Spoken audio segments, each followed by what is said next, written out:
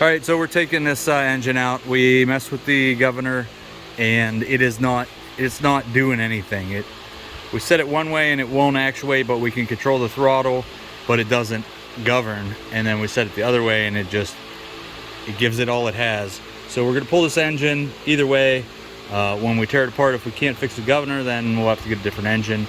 It is also leaking a ton of water. We're gonna have to deal with that issue also, but we're gonna pull it and take the bottom off and see what we're dealing with. So we started by taking the plate off here. There used to be another plate that goes here, right? That's already off. So we took this bottom plate off. We took the transmission cooler off. We're gonna zip tie that out of the way. Next thing we're gonna do is take this nut off of the pulley assembly and the nut off of this little setup here, or the nut and bolt, so it'll slide down. I'll bring you back here in a minute. All right, so we're pulling the engine. There's 3 engine mount bolts under here, one over there, one over here. We drop this clutch, it's just one bolt and then a key. Then you take these 2 bolts, the whole assembly slides off and you unhook it from back there. Over here we disconnected, well, Brad disconnected the fuel line and the throttle cables. And then over here he unhooked the starter and all of the different cables on this side. And there is a ground right down there, and then you disconnect all of these which reside down there. And there's a ignition module right there, or I believe that's what it is. And now this should be ready to pull, so we are going to let it down and hook up some chains and try to pick it up with a tractor. All right, so honestly, this probably, if we messed around in the middle of this, my parents showed up, I had to do a couple things for them real quick. We probably could have had this out in a half hour, right? Probably. 2 people, probably a half hour. It's not bad to take out. So yeah, we do still have to get this drive pulley off, which operates the hydraulics. And then we're gonna go ahead and take all of this bottom and split the case and see if we can't figure out what's going on with the governor. Okay, so we took all the bolts out. There's like 3 long ones here you could see, and then you know, others around the case. You do have to take the water pump housing off and the water pump off before this assembly will come off. But we got it torn down, and we gave this a couple smacks with the dead blow, and it started leaking oily water all over the place. So I think we're in the right area. We should be able to pop this off soon. Maybe that will set this video up. You see right here, we might be able to pry on that.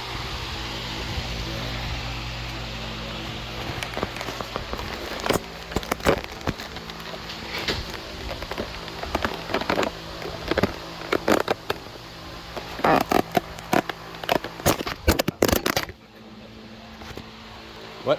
It's coming off. Oh yeah? Yeah, I could probably, I just tapped it. Brad and his man.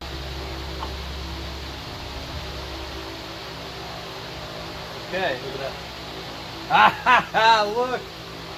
Alright, so if you look, there is the governor, and it's just destroyed. There's chunks of it down in here. It didn't need anything else up. That looks up there. Yeah, that's the water pump drive right there, I believe. So yeah, we got another one of these. This is that's really rough. Might clean that up before we put that back on. I don't know, what do you think? That looks kind of bad in there, but I would probably want to replace that seal. All right, well, it's definitely the governor, and he got one off eBay for $20. So as long as it matches up, we should be in good shape. Other than the huge water and oil mixture. Okay, so this is the removal, the stack up of this governor. Go ahead and start taking it apart, Brad. Okay. Center. Okay, and then That's chewed up. we got that washer. There, that might even be good still. And all the other pieces. And all the chunks. We're gonna spray this out real good with alcohol. Okay, so a quick rundown. There's water getting in the oil somewhere. So I mean, you can see that oil looks terrible. So we pop the heads off, and to pop the heads off, you got to take the air intake carburetor setup from both sides, and then you remove these 5 bolts and tap it with a hammer and pop it off. And it turns out there is no the head gaskets are good, so both of them, no issues. So we're thinking that maybe the water pump seal, that whole little setup there is bad. I don't know. If you look inside of it, it's terrible looking, and the shaft here is really, it looks better, a little bit better because it was cleaned up a little bit, but it had a ton of crap on it. So we're gonna clean this up. We ordered new seals for all of the shafts, new head gaskets, new air intake gaskets, and you know, this thing might be screwed at this point because of how much water it already has in the oil. But all of the gaskets and everything to put this back together. The new governor was only $10. We have one, but we ordered a new one too because it was only $10. So everything to put this back together was like $120.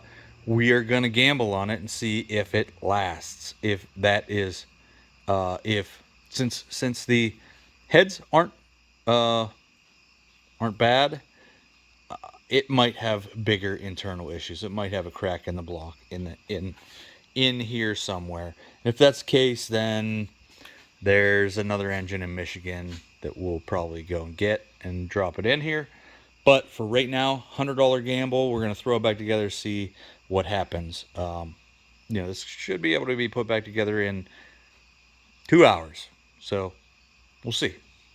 Sky. Yeah. You know. All right, so here we are. We got the parts in. I replaced the rear seal. This is an oil seal for the main shaft. It was a couple dollars. All of these parts are a couple dollars. This is the one thing that you should pay attention to when you're ordering the parts. This water pump, this water pump, which is already torn out, but this goes in here, and then the rest of this water pump here mounts to it. The white side goes against, which this would be the white side. It goes against that. But when this is all out, you look down here, and there is a second seal down in here that helps separate everything. Make sure you order that too, because we didn't think we ordered it.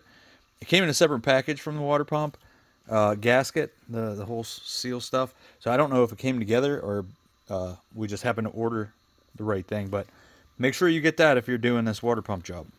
So I pressed this in. I just tapped that in with a hammer. This, I'm going to find a similar size socket and drive it down in there. And then I'm going to find a socket that'll go on the outside of this to drive it down in there. There are installation tools probably for this, but I don't have them. So I'm going to do my best to get it seated in there nice.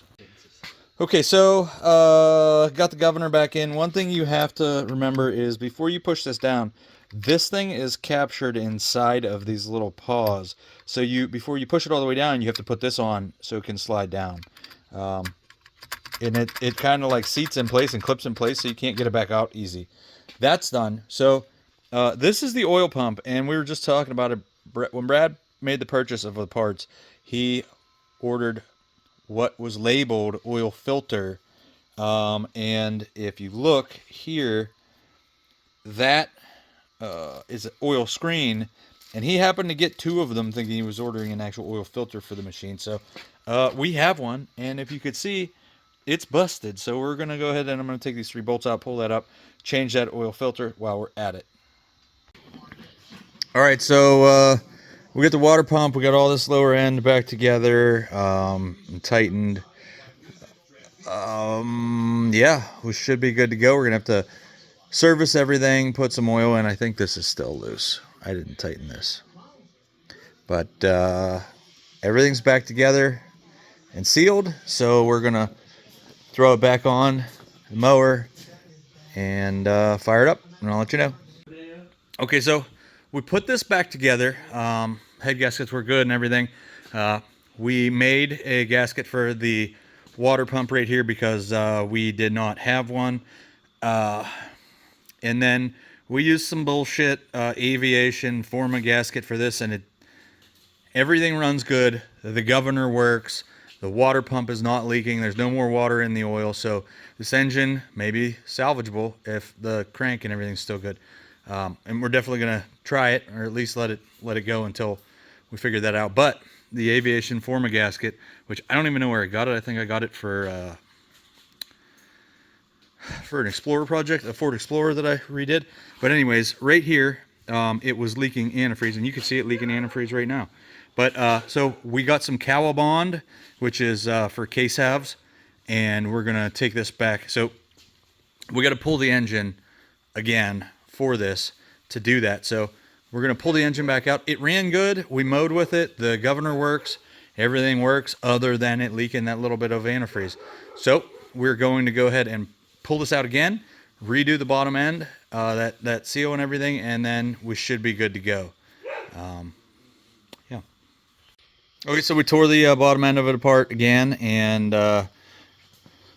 put the Permatex Moto seal?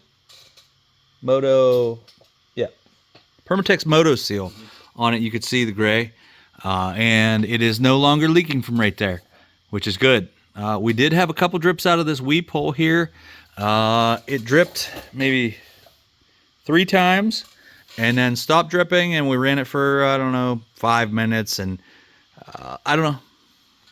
Maybe it's got a water pump leak, but we just replaced all that stuff. So we'll see. We're going to run it and see what happens. We're going to put some time on it, and we'll monitor this little leak, or what may or may not be a leak. I don't know. And we'll let you know.